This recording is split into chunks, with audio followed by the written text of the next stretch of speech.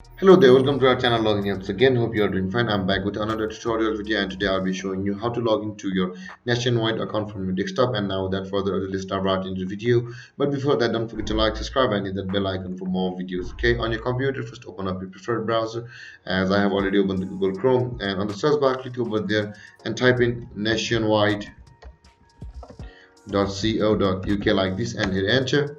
Or you can just simply search for Nationwide login like this.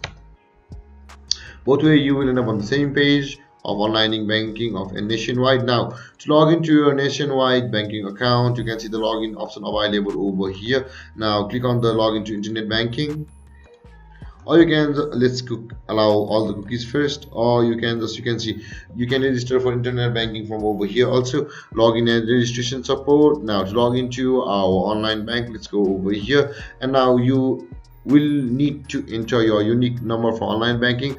It's like a username for when you log in like this one, and after that you will be required to enter your birthday and continue, and on the next page you'll be required to enter your password and email address, and then guys, this is how you log into your Nationwide banking account.